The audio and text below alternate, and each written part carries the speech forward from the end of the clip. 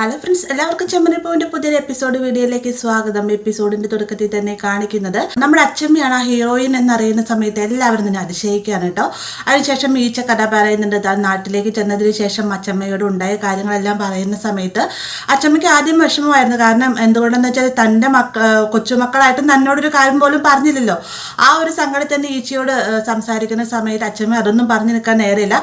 എത്ര വേഗം തന്നെ അഡ്വാൻസ് ഒക്കെ കൊടുക്കണം എന്ന് പറഞ്ഞുകൊണ്ട് ഈച്ച അച്ചമ്മയെ കൂട്ടിക്കൊണ്ട് നാട്ടിലേക്ക് വരുന്ന സമയത്താണ് നമ്മുടെ രേവതിയുടെ പണവുമായിട്ട് ഗുണ്ടകൾ തട്ടിപ്പറിച്ചുകൊണ്ട് പോകുന്നത്. ആ ഒരു കാഴ്ച കാണുന്നത് വേഗം തന്നെ ഈച്ച തടയാൻ ശ്രമിക്കുന്ന നേരത്തെ അച്ചമ്മ പറയുന്നുണ്ട്, എന്തായാലും ഇനിയിപ്പോൾ അവന്മാരെ നമുക്ക് പിടിക്കുന്നതാണ് ലക്ഷ്യം, വേഗം വായനം പറഞ്ഞുകൊണ്ട് ഈച്ചയും കൂട്ടിക്കൊണ്ട് നേരെ ഗുണ്ടകളുടെ മുന്നിലേക്കായിട്ട് ചെല്ലുകയാണ്. ഇവരെ രണ്ടുപേരും കാണുന്ന സമയത്ത് ഗുണ്ടകൾ ആരാണ് എന്താണെന്നൊക്കെ ചോദിക്കുന്ന സമയത്ത് അതൊക്കെ അവിടെ നിൽക്കട്ടെ, ആദ്യം ഇത് പിടിക്കുക എന്ന് പറഞ്ഞിട്ട് ഈച്ചയാണ് ആദ്യമേ ഒരു തല്ല് വെച്ച് കൊടുക്കുന്നത്. അതിന് ശേഷം അച്ചമ്മയും ഈച്ചയും കൂടി ഇവരുടെ കയ്യിൽ പണം മേടിച്ചെടുക്കാൻ ശ്രമിക്കുന്നുണ്ടെങ്കിൽ രണ്ടുപേരെ പിടിച്ചു വെച്ചുകൊണ്ടിരിക്കുക കേട്ടോ. പെട്ടെന്ന് ഈച്ച അച്ചമ്മയോടായിട്ട് പറയണം, അച്ചമ്മ ആ തന്ത്രം പ്രയോഗിക്കുക, അച്ചമ്മയുടെ കയ്യിലുള്ള മർമ്മവിദ്യ എന്ന് പറയുന്ന സമയത്ത് അച്ചമ്മ വേഗം തന്നെ പിടിച്ചിരിക്കുന്ന ഗുണ്ടയെ മർമ്മവിദ്യ ഉപയോഗിച്ച് തന്നെ സ്റ്റില്ലായിട്ട് തന്നെ നിർത്തുകയും പിന്നീട് ഈച്ചയെ ചെന്ന് രക്ഷിക്കുകയും ചെയ്യുന്നുണ്ട്. അങ്ങനെ ഇരുവരും കൂടി പണവുമായിട്ട് പോകുന്ന സമയത്താണ് പൂക്കടയിൽ ഓണർ വിളിച്ച പ്രകാരം പോലീസ് ഇവരെ അന്വേഷിച്ചിട്ട് അങ്ങോട്ടേക്ക് എത്തുന്നത് കേട്ടോ. പെട്ടെന്ന് തന്നെ അച്ചമ്മ പറയുന്നത്, നിങ്ങൾ അന്വേഷിച്ച് വന്നിരിക്കുന്നവരാണ് അവിടെ നിൽക്കുന്നത് എന്ന് പറയുന്ന സമയത്ത് അവരെന്താ ഇങ്ങനെ നിൽക്കുന്നതെന്ന് ചോദിക്കുമ്പോഴത്തേക്കും ഇത് ഈ അച്ചമ്മയുടെ മർമ്മവിദ്യ അനുസരിച്ച് നിൽക്കുന്നതാണ്, അവരെ ഞാൻ ഇപ്പം തന്നെ ശരിയാക്കി തരാമെന്നും പറഞ്ഞുകൊണ്ട് അച്ചമ്മ പോയി അവരെ നോർമലാക്കുന്നുണ്ട്. അതിനുശേഷം പോലീസുകാർ ഇവരെയും കൂട്ടിക്കൊണ്ട് പോകുന്ന സമയത്ത് അമ്മ ആ പണം ഇങ്ങോട്ട് കുറച്ച് ഫോർമാലിറ്റീസ് ഒക്കെ ഉണ്ട്, അതിനുശേഷം പണം തിരികെ നൽകാമെന്നൊക്കെ പറയുമ്പോഴത്തേക്കും നിങ്ങളോട് ഇപ്പോൾ ഇങ്ങോട്ടേക്ക് പറയാം, ഞാൻ പറഞ്ഞിട്ടല്ല വന്ന്, എന്തായാലും ഈ ഒരു പണത്തിന് എനിക്ക് നല്ല അത്യാവശ്യമുണ്ട്, എനിക്ക് ഈ ഒരു പണം കൊണ്ടേ മതിയാവും എന്നും പറഞ്ഞിട്ട് അച്ചമ്മ ഈ ഒരു പണവുമായിട്ട് പോവുകയും ചെയ്യുന്നു കേട്ടോ. പോലീസുകാരനായാലും കിട്ടിയതും കൊണ്ടായി എന്തായാലും ഇവന്മാരെ കിട്ടിയല്ലോ എന്നും പറഞ്ഞുകൊണ്ട് അവരെയും കൂട്ടിക്കൊണ്ട് പോവുകയും ചെയ്യുന്നുണ്ട്.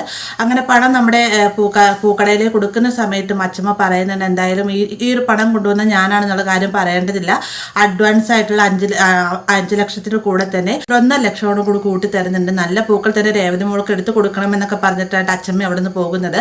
അപ്പോൾ ഈ ഒരു കഥ കേൾക്കുമ്പോഴത്തേക്ക് എല്ലാവരും തന്നെ അതിശയിച്ച് നിൽക്കുന്നുണ്ട്. അതിനുശേഷം രേവതി വേഗം തന്നെ അച്ചമ്മയുടെ മടിയിലേക്കായിട്ട് ചാഞ്ഞതിന് ശേഷം അച്ചമ്മ തിരികെ തന്ന വെറും ഒരു പണം മാത്രമല്ല എന്റെ സ്വന്തം ജീവിതം തന്നെയാണെന്നൊക്കെ പറഞ്ഞുകൊണ്ട് രേവതി അച്ചമ്മയോട് നന്ദി പറയുന്നുണ്ട്. ഈ ഒരു സമയം തന്നെ സച്ചി പറയുന്നുണ്ട്, എന്തായാലും ഇതിന്റെ പിന്നിൽ ഹേമയാണെന്നുള്ള കാര്യം ഉറപ്പാണ്, ബാക്കിയുള്ള കാര്യങ്ങളൊക്കെ ഞാൻ അവരെ കൊണ്ട് തന്നെ അറിഞ്ഞോളാം എന്നൊക്കെ പറയുമ്പോഴത്തേക്കും രേവതി വേഗം പറയുന്നുണ്ട്, അത് ഹേമയാണ് ചെയ്തതെന്നിരിക്കട്ടെ, ഞാൻ ഈ ഒരു പണവുമായിട്ട് ഇവിടുന്ന് പോയത് ആര് ഇവിടുന്ന് വിളിച്ചു പറഞ്ഞു എന്നൊക്കെ ചോദിക്കുന്ന സമയത്ത് ചന്ദ്ര വേഗം പരുങ്ങാട്ട് ചന്ദ്ര വേഗം പറയുന്നുണ്ട്, ഞാനല്ലാട്ടോ ഇവിടുന്ന് വിളിച്ചത് രവിയേട്ടാ, സത്യമായിട്ട് ഞാനല്ലാട്ടോ എന്നൊക്കെ പറയുന്ന സമയത്ത് എല്ലാവരും തന്നെ ചന്ദ്രയെ രൂക്ഷമായിട്ട് നോക്കുന്നുണ്ട്. പെട്ടെന്ന് തന്നെ അച്ചമ്മ പറയാണ്, ഇപ്പം ആളെ പിടികിട്ടി, ആരാണ് ഇവിടുന്ന് വിളിച്ച് പറഞ്ഞതെന്ന് ഇപ്പം ശരിക്കും മനസ്സിലായി എന്നൊക്കെ പറയുമ്പോഴത്തേക്കും കണ്ടില്ല, ഇത് തിരിഞ്ഞു വന്ന് എൻ്റെ തലയിലേക്ക് വന്നിരിക്കുള്ളൂ എന്ന് എനിക്കറിയാം, ഇവിടെ എന്ത് തെറ്റ് ചെയ്താലും ഞാനും എൻ്റെ സുതിമോനെ കുറ്റക്കാരെന്നും പറഞ്ഞുകൊണ്ട് ചന്ദ്ര വേഗം തന്നെ അവിടെ നിന്ന് മുങ്ങുന്നുണ്ട്. എന്നാൽ ഏകദേശം ചന്ദ്രയാണ് കുറ്റം ചെയ്യുന്നുള്ള കാര്യം എല്ലാവർക്കും തന്നെ വ്യക്തമാവുകയായിട്ട് അച്ചമ്മ വേഗം തന്നെ രവിയോടായിട്ട് പറയുന്നുണ്ട്, ഇതിനുള്ള ശിക്ഷ അവൾക്ക് കൊടുക്കേണ്ട രവി എന്നൊക്കെ ചോദിക്കുമ്പോഴത്തേക്ക് എന്ത് ചെയ്തിട്ടും കാര്യമില്ല, അവൾ ഒരിക്കലും നന്നാവാൻ പോകുന്നില്ല എന്ന് രവി മറുപടി പറയുകയും ചെയ്യുന്നു കേട്ടോ.